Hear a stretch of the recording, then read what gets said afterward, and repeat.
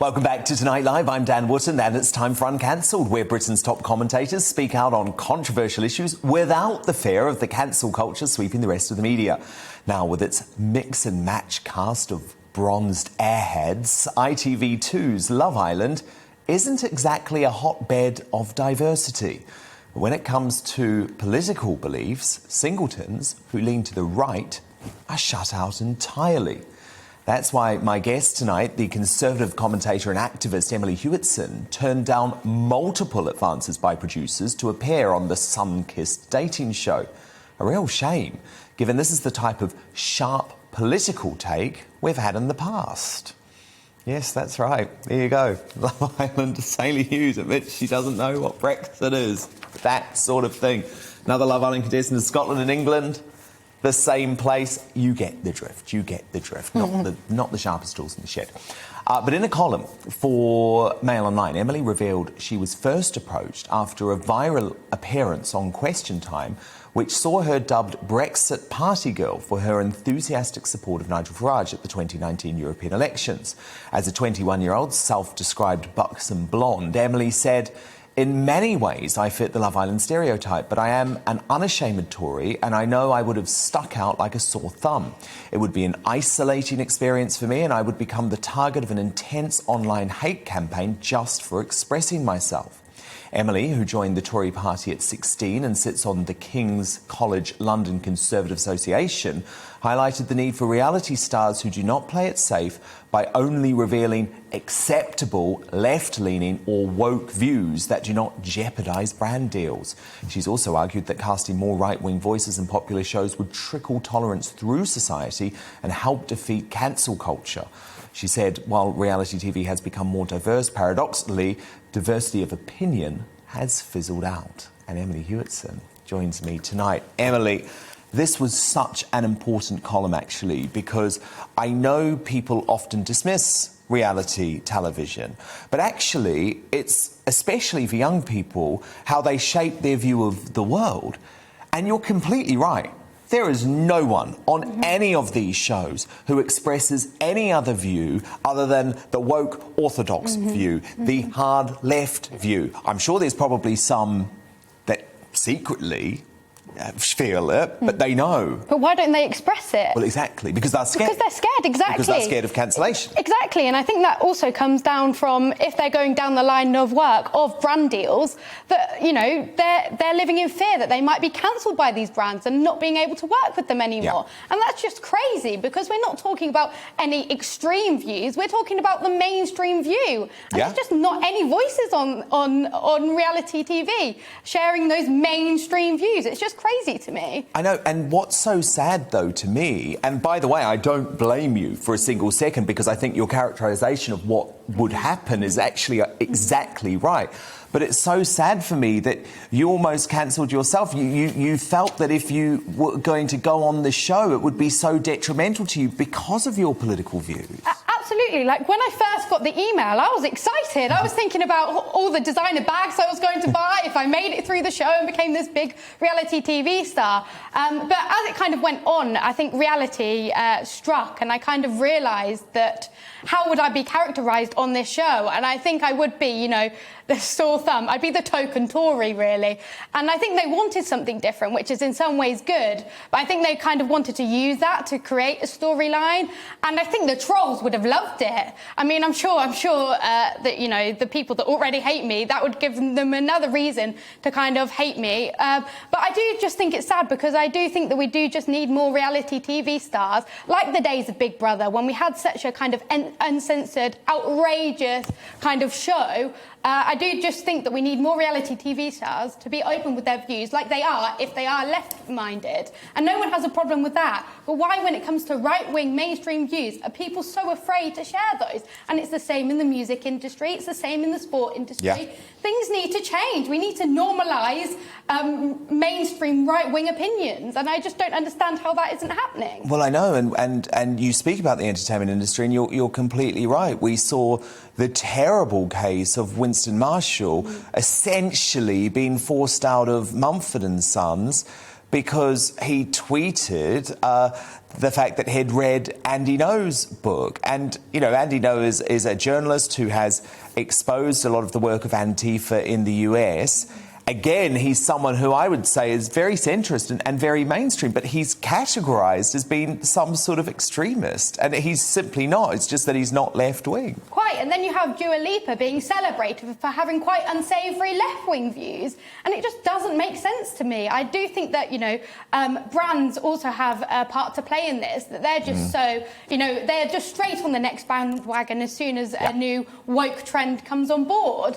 And I think that they need to be more recognisable of the whole of Great Britain rather than just the loudest that are online. They're so scared of the reaction that they're going to get from Twitter, and that's the worrying thing. They're always worried about how they're going to be perceived by the loud minority on Twitter. Because don't you think the media wants to demonise anyone who isn't on the left? And I think we see it time and again, Emily. I mean, we speak about your appearance or cameo appearance on Question Time, but it happens every week with Question Time.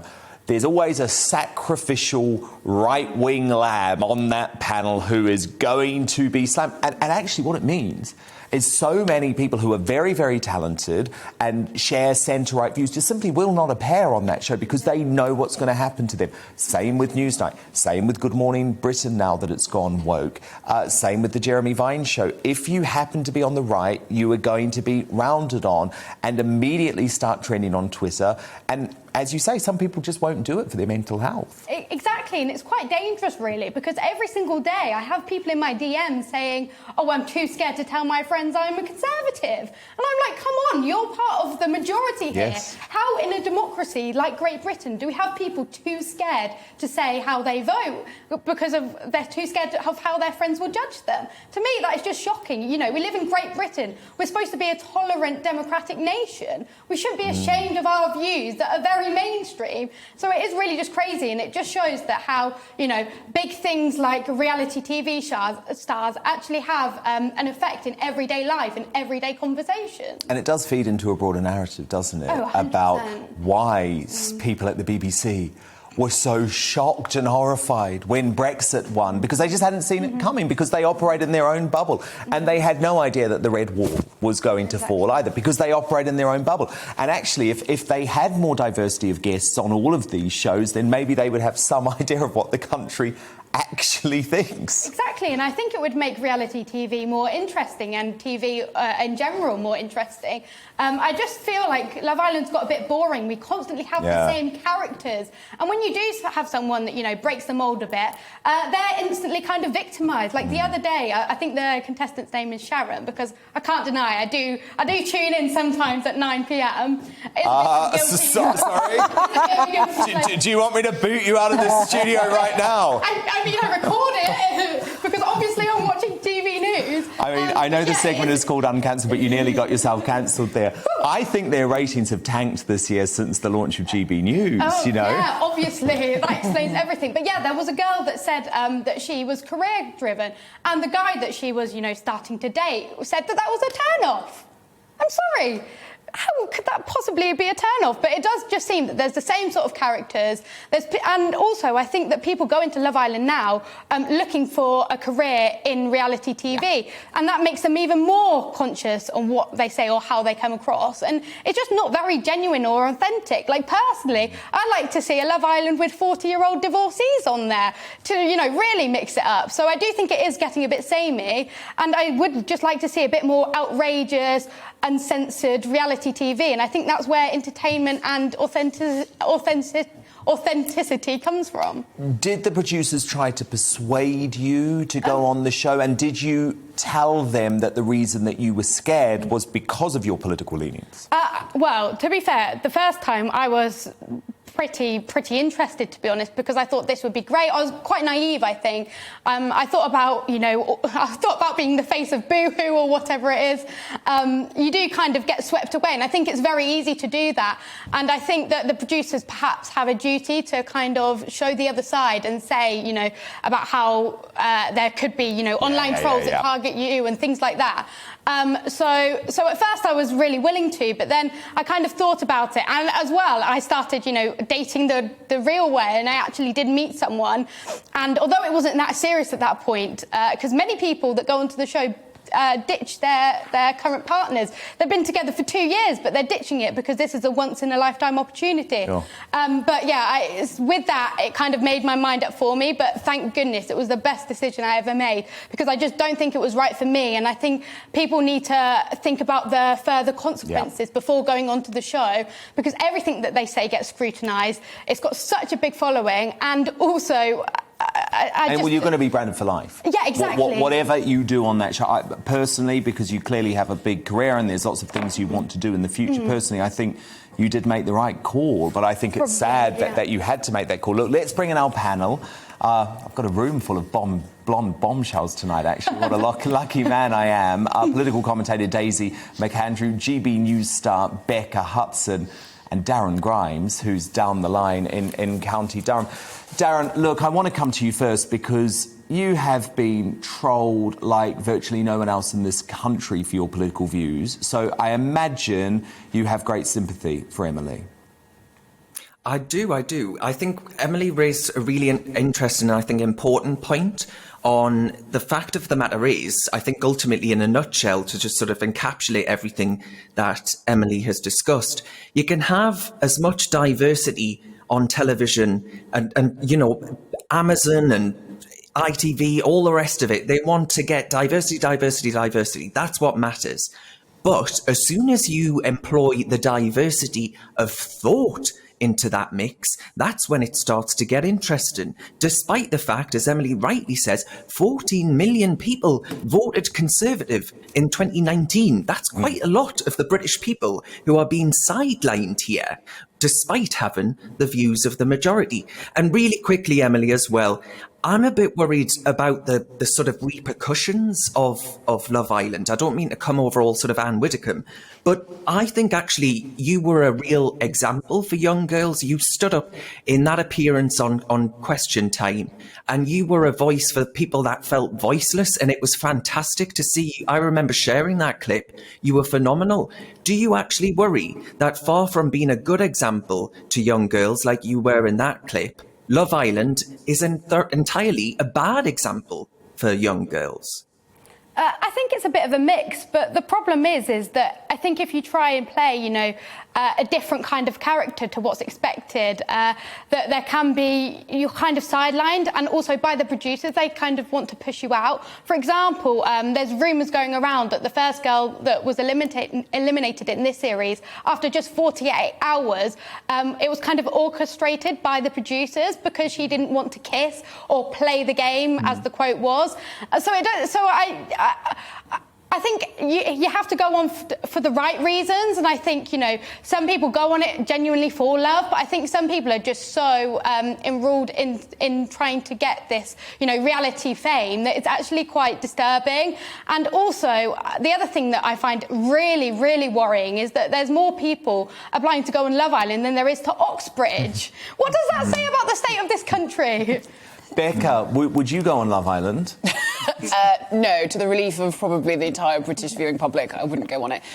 Emily, I hate to hear you talking about people hating you. I think that's a horrible way that you feel, and I think it's unacceptable that you've been sort of trolled and pursued so hotly online for your views. I wonder though, how would you explain the career of sort of Georgia Toffolo, who is a right winger? She's best pals with Stanley Johnson, and I don't know their voting records, but I get the impression that the Maiden Chelsea cast, aren't sort of left-wing radicals either. So there is a space in reality TV for that viewpoint. So why do you think Love Island is so different?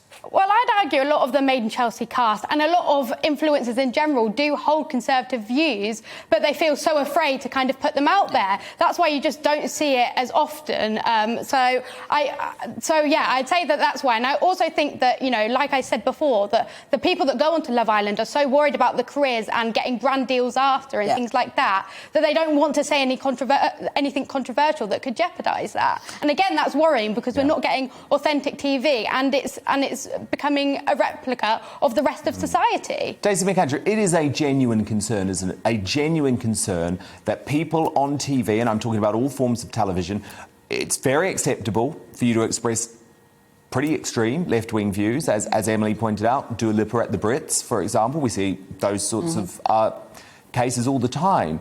But you're immediately targeted if you're a celebrity and you express a right-wing view. I mean, that is a concern. Yeah, and that's why nobody does it. And that's obviously, why Emily's talking about it tonight. And I must admit, I watch Love Island. It's a guilty pleasure. But one of the reasons I have enjoyed watching it in the last couple of years is because I watch it with my teenage kids. And you do actually end up, it's something that you can all watch together. And then it leads to really interesting conversations. What do you think about what he just said? What do you think about that? Is that nice behaviour? Is that nasty behaviour? So you do explore lots of issues. But the one thing, which Emily knows you never explore, is politics, because I can tell that quite a lot, I think as Emily said, quite a lot of these kids would probably vote Conservative or would have voted Brexit. You can tell from little things they say, but they will never come clean. They will never be out and proud. And I think that it is all about economics, and I completely agree. I think it's 100% about the branding. We know, look at the boycott that this channel had from advertisers, because they thought that that's what their consumers and the purchasers wanted. Actually, it's not what purchasers want. But one of the reasons that it does trickle into the brand image is often because it's what a lot of the younger employees want. And Woke therefore, Londoners, the board believes that that's what the basically. consumer wants. Yeah, woke Londoners who seem to make all the decisions in the media. But I think it's great, Emily, that you fought back. Congratulations. I will give you one bit of advice, though. The moment that I stopped watching Love Island, oh, my goodness, my brain capacity, my sense of being became so much more positive. That show, and I'm not at all conservative in the sense of, I don't like watching people having sex on TV. I just think it's a nasty show these days, and it rots away at you. So you would be much better being here at 9 p.m. Just saying. Decision made. Just saying. You've won me over. Emily Hewertson, thank you so much for joining us on Uncancelled today. Welcome to the GBNews YouTube channel. You can watch us live 24 hours a day, catch up on your favourite shows, and join in the conversation in the comments below. Don't forget to subscribe and you'll never miss any of our exclusive content.